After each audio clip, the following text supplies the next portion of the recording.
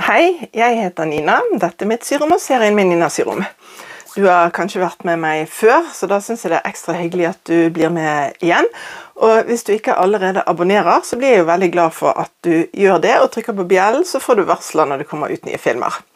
Denne filmen her handler om planene mine fremover, og litt hva som skjer i året 2023. Den kommer lovlig sent, men det er fordi at allerede i begynnelsen av januar, fra og med søndag 1. januar, så begynte jeg i prosjektet som jeg har kalt 60-meteren, hvor jeg har hatt et gratis kurs på hvordan du syr et ganske stort, fint og kviltet teppe. Det er et stripetreppe med innfelte ruter, og alle disse filmene finner du nå sortert på nettsiden min, www.ninasyrom, og du kan gjøre det når som helst. Har du noe som helst spørsmål til dette, så melder du deg inn i Facebook-gruppen min, som heter Nina Syrom, inspirasjonsgruppe, hvor du kan komme og delta med spørsmål. Der er både jeg og for øyeblikket 2500 andre som er ivrige på å hjelpe hverandre. Jeg har startet et prosjekt i år som jeg kaller Gaveåret 2023. Det går ut på at vi skal sy en gave, eller for meg så blir det jo mest søm, vi skal lage en gave i året. Jeg har erfart fra tidligere år, hvor jeg var med på et syforum, hvor jeg gjorde det samme, at når jeg begynte i januar og laget en ting i måneden, så hadde jeg mer enn nok gaver til både bursdager, vertinnegaver og julegaver. Jeg hadde faktisk nesten et lite overskudd, så faktisk i det året så tror jeg faktisk solgte litt også. Poenget mitt er at hvis vi begynner nå, så blir ikke det der stresset når vi kommer til november og desember, for da vet vi hva som skjer. Jeg kommer til å lage på sikt et lite hefte som du kan laste ned, sånn at du kan planlegge dette gaveåret, både hva du lager og hvem du gir det til. Det kommer til å bli da gratis til nedlasting. Tipset mitt for januar, det har jo vært veldig enkelt, for jeg synes vi skal holde det på et fornuftig nivå. Og det har vært det som jeg kaller heverhåndkle, og du har kanskje allerede sett den filmen, hvis ikke så ligger den under. Jeg har nå klart å sy 12 stykker i januar, det var egentlig de jeg skulle sy i desember og gitt vekk. Det funket ikke. Jeg har brodert på mine. Det trenger du ikke gjøre, men jeg synes, siden jeg har muligheten, så synes jeg det gir en veldig god effekt. Og jeg har valgt å bruke da, i og med at jeg broderer, så kan jeg bruke ganske billig stoff på forsiden, og så har jeg jo da dette berømte tisselakenet på baksiden. Mange som lurer på, kan du bruke tisselaken i kontakt med mat? Svaret mitt er at det aner jeg ikke, men tisselakenet mitt er ikke i kontakt med mat, fordi at når jeg hever deig og sånn, så lar ikke jeg tingene ligge opp på deigen, for jeg synes det klistrer. Skulle det klistre, så ser jeg jo det at det som skjer, det er at deigen henger fast i lakenet. Så det betyr jo det at på en måte, hvis det er noe kontaktflate da, så blir den kontaktflaten hengende igjen, og da er det bare å tørke det vekk med en klut. Men som sagt, dette var tipset mitt for januar, og jeg håper nå at jeg skal kunne klare å komme med en veldig kort, liten video hver måned, hvor jeg tipser om ting du kan sy.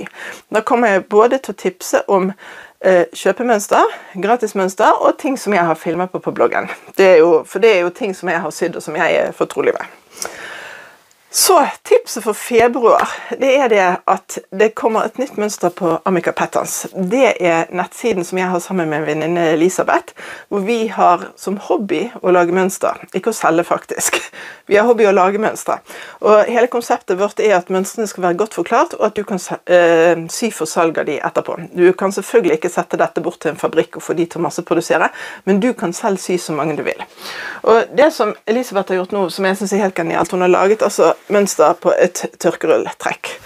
Og dette her er helt suverent, den er tilpasset disse tørkerullene, og vi er en storforbruker av tørkeruller rundt omkring, og det ser så lite pent ut med tørkeruller overalt. Så dette her er jo en kjempefin måte å kunne ta både tørkerullen med seg ut i hagen og i drivhuset og i utestuen på hytten, eller i bil eller båt, og ikke bare det, du kan henge den opp. Så her er jeg allerede i gang nå før mønsteret er kommet ut, eller faktisk i dag så kommer det ut. Men jeg har vel allerede sydd 5 stykker, og her kommer det til å bli flere. Og her skal jeg også bruke broderier på, så det kan rett og slett være at jeg skal lage en liten film på å vise deg hvordan du kan sy den sammen. Så det er tips nummer 1 til februar, det er rett og slett tørkerulltrekket fra Amica Patterns, jeg linker alt under. Og så vil jeg slå et slag for handlenett. For hvem er det som ikke trenger handlenett?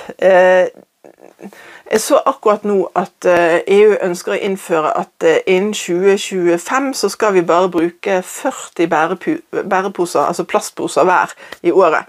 Og det er jo bare en måte å komme unna det på, det er at vi må ha noe annet å bære i. Så da finner du på nettsiden min ninasyrom.no under lette prosjekter. Der skal jeg samle en serie hvor jeg har laget, hvor du kan designe ditt eget handlenett. Og da er det både med forskjellige typer innelommer, og så hvordan du tenker når du velger yttermål. For dette er jo strengt tatt lette ting å sy. Men hvis du ønsker mønster, så vil jeg også tipse om et som igjen Elisabeth, altså hun er rå på mønster. Hun har laget et som vi har som heter handlenett i 3 utgaver. Og jeg skal lime inn bildet, men det er altså 2 nett. Dette er det minste. Som har sånn, det er helt firkantet med firkantete hjørner, så det er det minste. Og det er det største, men som sagt jeg skal lime inn bildet. Og så i tillegg, de er ikke foret. I tillegg så er det et foret nett som er mer som en type bærepose. Og det er nesten pinlig å vise dette frem, for dette her er sydd når dette mønsteret kom ut, og det er mange år siden. Og det er altså så godt brukt, og jeg elsker de.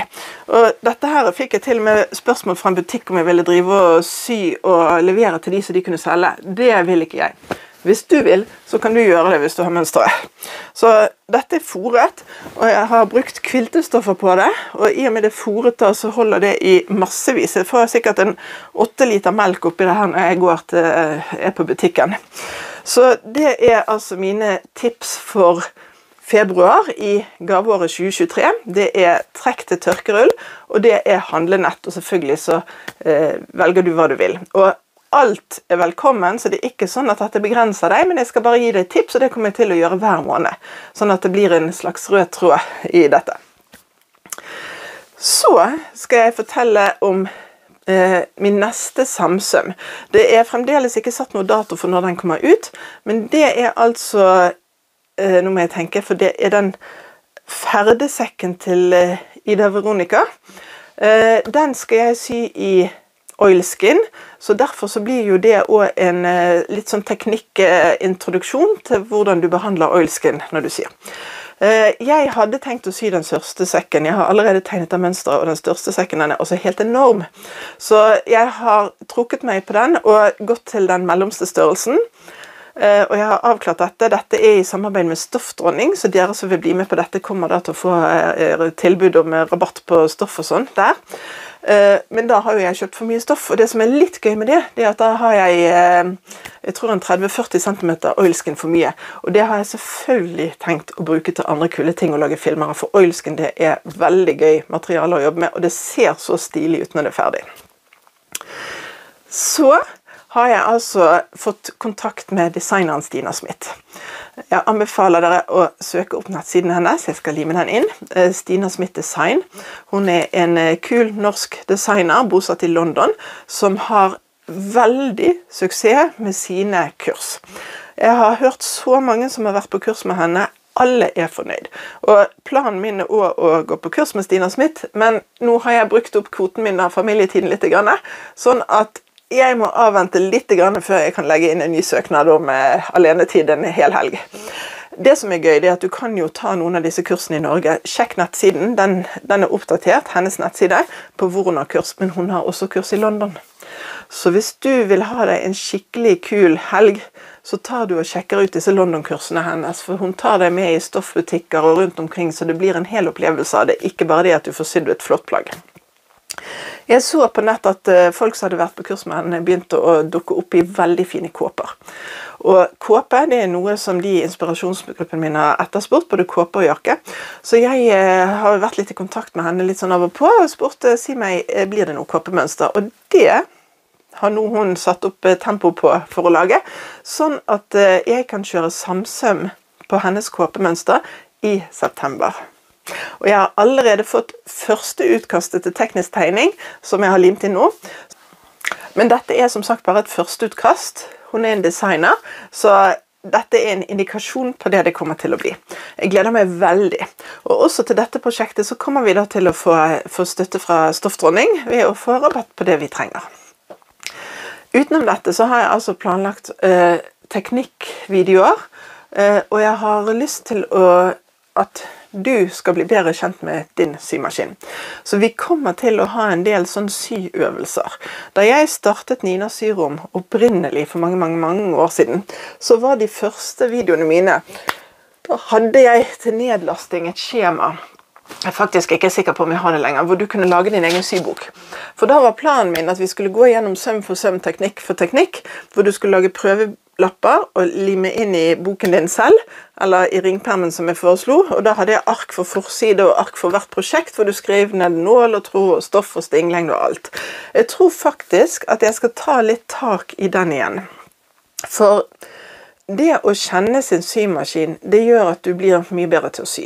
Og jeg er helt sikker på at selv om du har en veldig enkel symaskin, så har du finesser der som du ikke har testet ut selv. Så det skal vi utfordre oss selv litt på. Ikke nødvendigvis på veldig store prosjekter, men på prøvelapper, sånn at vi kan se hva maskinen kan gjøre, og hvordan vi kan benytte det i andre prosjekter. Dette er grovskissen for 2023, og jeg kan love dere det kommer mye mer, for det at oppi dette hodet så det surrer og går og kverner, jeg klarer ikke å stoppe det. Så plutselig så er det noe som endrer seg, men det jeg har sagt nå er i hvert fall liksom hovedbolkene som jeg har satt for 2023. Jeg har jo publisering av filmer hver søndag, så hver søndag så er det jo bare å følge med. Og de kommer rett etter 5-åringen har våknet, for da legger jeg det ut på nett. Så det er bare å følge med egentlig fra morgenen av, så kommer det. Jeg vil gjerne ha innspill og kommentarer, så hvis du har ting som du tenker at dette ønsker jeg å lære, dette ønsker jeg at du skal vise, så må dere legge igjen en kommentar. Jeg skal bare si en ting, at jeg er ikke så glad i å få meldinger, fordi at jeg har en gruppe som sagt på 2500 medlemmer, og jeg får ganske mye meldinger som jeg ikke i det hele tatt klarer å svare på. Så har du et spørsmål, så kan jeg garantere at det er flere som lurer på det samme, og da er det en hjelp for alle at du stiller det på enten som kommentar her på YouTube, eller at du legger det inn i inspirasjonsgruppen eller på Facebook-siden min. For spørsmål, det er det som driver oss videre.